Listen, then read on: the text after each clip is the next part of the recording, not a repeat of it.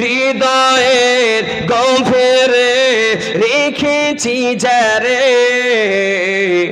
এতিম নবীরে আমার প্রিয় নবীরে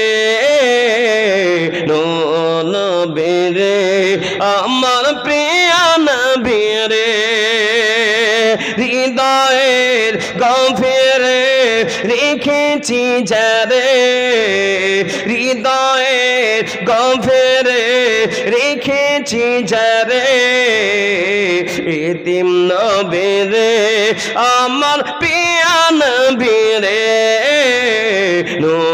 নবীরে আমার প্রিয় নবীরে দয়ার নবীরে মায়ার নবীরে দয়ার নবীরে মায়ার নবীরে নূর নবীরে আমার প্রিয় নবীরে হৃদয়ের গভীরে রেখেছি যারে এতিম নবীরে আমার প্রিয় নবীরে এতিম নবীরে আমার প্রিয় নবীরে অন্যায় অনাচারে ভরা ছিল অন্যায় অনাচারে ভরা ছিল জগৎ ভরা ছিল দয়ার নবী মায়ার নবী এসে সাবিদর করিল দয়ার নবী মায়ার নবী এসে সাবিদর করিল জোরে বলুন না সুবহানাল্লাহ এমন নবীর সম্মান কি করি বায়ান এমন নবীর সম্মান কি করি বায়ান সেই নবীজির গায়ে গুণগান সেই নবীজির গায়ে গুণগান প্রেমের ঈশ্বরে হৃদয়ের গভীরে রেখেছি যারে এতিম নবীরে আমার প্রিয় নবীরে নবীরে আমার প্রিয় নবীরে নারে তাকবীর আপনাদের এই মহব্বত ভালোবাসা যদি থাকে শেষ পর্যন্ত ইনশাআল্লাহ 4টা গজল বলবো 4টা শুনবেন না 3টা শুনবেন জোরসে বলুন 3টা যাই হোক 4টাই শোনাবো ইনশাআল্লাহ একটা হয়ে গেল কিছুক্ষণ পরে আবার শোনাবো যুবক ভাইরা যারা মোবাইল ইত্যাদি নিয়ে মোবাইল নিয়ে সবসময় ব্যস্ততা থাকো যুবক ভাইদের অনুরোধ করব আজকে প্রত্যেকে চলে এসে 2-4 কথা শোনো জীবন ভবিষ্যৎ উন্নত হবে সুন্দর হবে ভালোবাসা বাড়বে আল্লাহ যখন মুসলমান বানিয়েছেন এই জায়গায় রহমতের বরকতের মজলিসে বসলে কি হবে নবীজি সাল্লাল্লাহু আলাইহি ওয়াসাল্লাম মসজিদে নববী নাম শুনেছেন না শুনেননি মসজিদে নববী আমি 2019 সালে উমরা করতে গিয়েছিলাম তো 2019 সালে উমরা করতে গিয়ে মদিনার মসজিদটা আমি শুধু দেখতাম যে কোনো মানুষ তৈরি করেছে না আল্লাহর ফেরেশতা তৈরি করেছে কোথাও কোনো জায়গাতে খুঁত নেই দিনের বেলায় অটোমেটিক একটা ছাদ অটোমেটিক এসে ভিড়ে গেল সন্ধ্যা হওয়ার সঙ্গে সঙ্গে অটোমেটিক মসজিদ নববীর একটা বড় ধরনের ছাদ আছে সে ছাদটা অটোমেটিক চলে গেল আহ কি সুন্দর ছাতাগুলা একই সময়ে সকাল হলো খুলে গেল আবার ছাতাগুলো আবার সন্ধ্যার সময়তে আবার বন্ধ হয়ে গেল এ বাবা পৃথিবীতে ওই ছাতা কোনো জায়গাতে, কোনো মসজিদে, কোনো জায়গাতে তৈরি হয় নাই, তৈরি করতে পারে নাই। যদি বলুন সুবহানাল্লাহ। যে ছাতাতে সিসিটিভি ক্যামেরাও লাগানো আছে, এ বাবা 2 কাঠা জায়গা নিয়ে আছে, 2 কাঠা জায়গা নিয়ে একটা ছাতা। মোবাইলে ইন্টারনেট চালান আপনারা, মসজিদে নববীর ছাতাটা কেমন জিজ্ঞেস করবেন, আর ইউটিউবে চলে আসবে, দেখবেন ছাতাটা কেমন করে খুলছে। আল্লাহু আকবার। এ বাবা, একই ইমামের পেছনে 25 লক্ষ লোক নামাজ পড়ে। আগামী দিনে এমন বিল্ডিং তৈরি হচ্ছে মসজিদে নববী, আরো বাড়ানো হচ্ছে, 1 কোটি লোক একই ইমামের পেছনে নামাজ পড়বে। কিন্তু নবীজি, বিশ্বনবী যখন মসজিদটা তৈরি করছিলেন, কার বাড়ির পাশে? আবু আইয়ুব আনসারী গরিব সাহাবার বাড়ির পাশে 2 জন এতিম ছেলে মসজিদের জায়গা দান করেছিলেন। নবীজি কিছু টাকা দিয়ে সেই জায়গা ক্রয় করে উসসিসা আলা তাকওয়া, পরেজগারির সাথে সাহাবাদের সামনে বক্তব্য দিয়ে 54 গজ চওড়া, 60 গজ লম্বা সেই মসজিদ বানালেন। খেজুর গাছের গুড়ি, খেজুর পাতার ছাউনি, পাথরের দেওয়াল। দেওয়াল বোঝেন তো আপনারা? পাথরের দেওয়াল। মাত্র 300 থেকে 350 সাহাবা নামাজ পড়তেন। সেই মসজিদটার নবীজি নাম রাখলেন মসজিদে নববী। সেই মসজিদে নববীতে নবীজি সাহাবাদের সামনে 5 ওয়াক্ত নামাজের পরে বক্তব্য দিতেন। নবীজি সাহাবাদের বললেন, সাহাবারা তোমরা কি জানো এই মজলিসের নাম? নবীজির সাহাবারা জানা সত্ত্বেও নবীজির সাহাবারা বললেন, আল্লাহ ওয়া রাসূলু আলাম, আল্লাহ এবং আল্লাহ রসুল ভালো জানেন। বিশ্বনবী সাল্লাল্লাহু আলাইহি ওয়াসাল্লাম বলেছিলেন, ইয়া রাসূলুল্লাহ, হাবিবাল্লাহ, আপনি বর্ণনা করে দিন। বিশ্বনবী সাল্লাল্লাহু আলাইহি ওয়াসাল্লাম বলেছিলেন, ও আমার সাহাবারা, যে জায়গাতে আল্লাহ পাকের কথা আলোচনা করা হয়, যে জায়গাতে আল্লাহ পাকের পবিত্রতা বর্ণনা করা হয়, ও আমার সাহাবারা, ওই মাহফিলের নাম হলো যিকরুল্লাহর মাহফিল।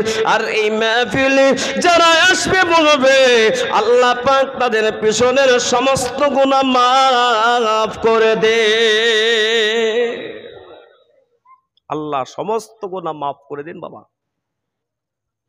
বিশ্বনবীর একজন সাহাবা দাঁড়িয়ে গেলেন। আল্লাহ নবীর সামনে কথা বলার মতো ক্ষমতা হলো না।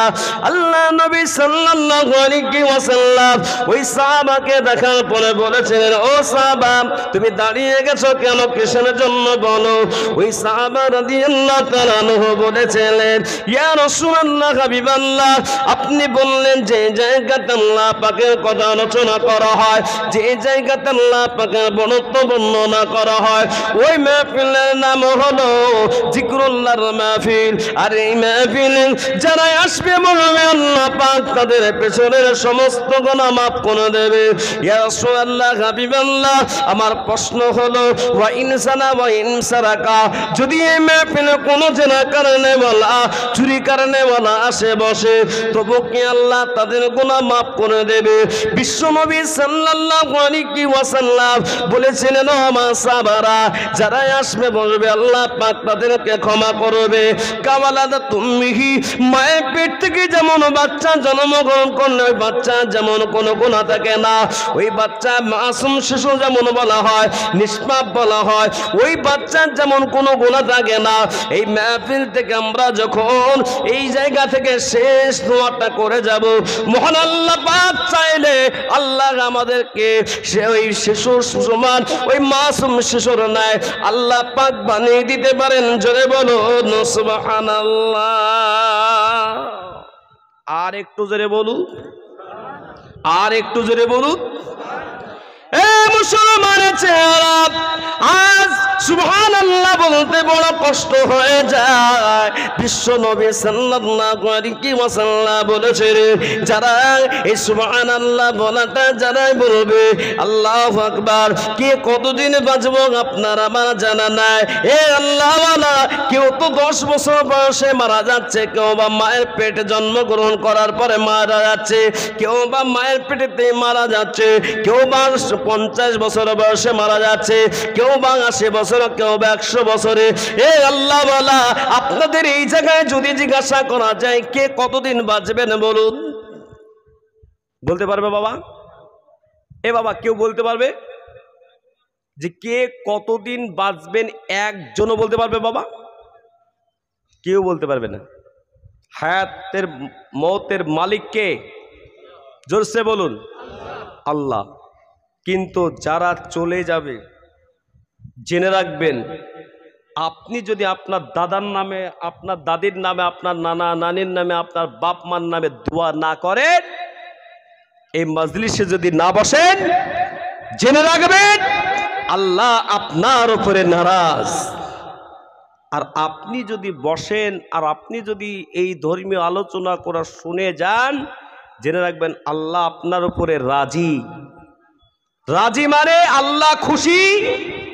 আর আল্লাহ যখন খুশি হয়ে যাবেন, আল্লাহ পাক আমাদেরকে জান্নাত দেবেন। জোরে বলুন না। আমরা এসেছি কিসের আশায়? জোরে বলুন, কিসের আশায়? জান্নাতের আশায়। এ বাবা, অনেক ছেলেদের দেখলাম চুল কেটেছে, এদিকেও নাই এদিকেও নাই। ও চুল কাটাটাকে কি কাটা বলে বাবা? এ বাবা, কি কাটা? কিছু চুল কাটাদের লাগছে একটা শুয়োরের মাথা। কথাটা খারাপ লাগছে নাকি বাবা? ঠিক বললাম না বেঠিক বললাম? আমার ড্রাইভার বারবার কুড়ুং কুড়ুং করছে, হরেন দিতে দিতে আসছে। দুই যুবক এত জোরে, ওই রূপাহারের ওখানে দুটো যুবক এমন করে সামনে দিয়ে বেরিয়ে গেল। আর দেখলাম দুজনারে এই জায়গাতে শুধুমাত্র চুল আছে, বাকি এই দিকে একবার কিছু নাই। আর একটা দেখছে এই দিক দিয়ে আবার কিছু একটা লাভ মতো ছাপিয়েছে, আর একদম ঘোড়ার চুল যেমন হয় ঠিক তেমন বানিয়েছে, মানে সুরের মাথা। কি বললেন? সুরের মাথা দেখেছেন বাবা? একবারে ওরকম লাই। ওই সমস্ত ছেলেরা আজকে জেনে রাখবেন, যতই মুসলমান চিল্লিয়ে করুক, মুসলমান নয়, ও বেঈমান সেজেছে। সেই জন্য আমি সকলকে বলবো, নবীজির সুন্নাতকে শোনার পরে নবীজির সুন্নতের প্রতি আমল করার চেষ্টা করো। বলুন ইনশাআল্লাহ। করবেন তো ইনশাআল্লাহ? জোর আছে তো? 2-1 পালিয়ে গেছে, তার ভিতরে একটা দেখলাম শুয়োর মাথা, মানে আমার এই গজল বলতে বলতে পালিয়ে গেছে। কি বলি কিনা, আমি ধরতাম ওকে, যে আমি 1 মিনিট সময় দিলাম, যে চলে যাবেন দোয়ার আগে চলে যান, বাকি যারা বসবেন বসে যান, যে এবার যদি উঠেন অনুমতি নিতে হবে। কিন্তু এটা হচ্ছে কি কোন দিনাজপুর? এটা উত্তর দিনাজপুর। দক্ষিণ দিনাজপুরের মতন মানুষের মতন করেন না, কারণ ও দেশের লোকরা চেয়ারের ব্যবস্থা কোনোদিন করতে পারেনি। এবছর মোটামুটি আমি 30টার উপরে জলসা করেছি, ওই গঙ্গারামপুর ফুলবাড়ি এলাকায়, বালুরঘাট। এ বাবা, সেখানে সব খড়ের উপরে বসে বাবা, এত সুন্দর জায়গা নাই। খড়ের উপরে, খড় বোঝেন না, একবারে পেড়ে দিয়েছে আর বসে গেছে। তারপরে পলিথিন দিয়েছে, কালো প্লাস্টিক, কালো পলিথিন দিয়ে দিয়েছে। আর আমি বলে দিচ্ছি, বলুন কে কে দোয়া না করে যাবেন? সবাই হাত তুলেছে। সামনে এক বুড়ো মানুষ, আল্লাহ তার হায়াতকে বাড়িয়ে দিক, আমি দোয়া করি। ও করেছি, কেউ পেশাব লেগেছে, পেশাব করতে যাবে, যায় নাই, ওইখানে পেশাব করতে লেগেছে। কি বললেন? তো পেশাব গড়ে গড়ে চলে যায়। তখন একটা পাশে যাই পেশাব করছে, কেন? পাশে আর একটা ভলেন্টিয়ার ছিল, বলছে কী ব্যাপার, আমাদেরকে বলবেন, আপনি যেতে পারবেন না তো? বলছে আমারও দোষ নয় বাবা, তোমারও দোষ, এই মৌলবীকে জিজ্ঞেস করো। আমি বললাম আমি কি করেছি? বলে আপনি তো বলেছেন যে দোয়া না করে কেউ যাবে না, হাত তোলেন। তা দোয়া না করে যাব তো মাঝখানে আপনি বললেন না পেশাব করতে যাবো না এখানে, তাই পেশাব করে দিয়েছি। এ বাবা, পেশাব করতে যাওয়ার জন্য ছাড় আছে, কি বলেন কিনা? এখানে পেশাব টেশাব করে দিন না, লাস্টে দোষ আমার হবে, সেই জন্য পেশাব করতে যাবেন এটা মানা নাই। বাকি কেউ যাবেন না, শেষ দোয়া করে যাবেন। তো আমরা কোন জায়গায় বসি? রহমতের বরকতের জান্নাতে মেহফিলে। জোরে বলুন সুবহানাল্লাহ। কে কতদিন বাঁচব একমাত্র জানে কে? জোরসে বলুন, আল্লাহ জানে। সেই আল্লাহ পাক আমাদেরকে যাদেরকে বসিয়েছেন লাইফে, জিন্দেগিতে যে একটিবার সুবহানাল্লাহ বলাটা আল্লাহর দরবারে কবুল হয়ে যায়, জান্নাতের ভিতরে এত বড় গাছ লেগে যাবে, 70 বছর ধরে বলমান উট বা ঘোড়া চলতে থাকবে, কিন্তু সেই গাছের ছায়া শেষ হবে না। জোরে বলুন না। তাহলে এই সুবহানাল্লাহ বলতে কি অনেক মানুষের মুখেতে প্লাস্টিক লেগে থাকে, প্লিজ সুবহানাল্লাহ বলবো না তো মাঝে মাঝে বক্তব্যর মাঝে মাঝে সুবহানাল্লাহর আওয়াজ করবো তো ইনশাল্লাহ। একবার আওয়াজ করে দেখান তো, জোরে বলুন তো সুবহানাল্লাহ। হ্যাঁ, গতকালকে আজকেও মাগরিবের নামাজ পড়ে এশার নামাজ পড়ে তকবীর পড়েছেন না পড়েননি? আমরা আজকেও ঈদ চলছে না জোরে বলুন, চলছে ঈদ। ঈদের সময় আমরাও একবার তাকবীরটা পড়ি, সকলে পড়ি, আল্লাহু আকবার আল্লাহু আকবার লা ইলাহা ইল্লাল্লাহু আল্লাহু আকবার ওয়ালিল্লাহিল হামদ। পড়েছি না পড়িনি? আল্লাহু আকবার মানে কি? আল্লাহ মহান, अल्लाह सबसे बड़ा है। अकबरू इसमें तफजील सेगा, बोलून अकबरू माने की अल्लाह महान, अल्लाह सबसे बड़ा है। ला इलाहा इल्लल्लाह, नहीं क्यों नहीं, एकमात्र के अल्लाह। आबार बसे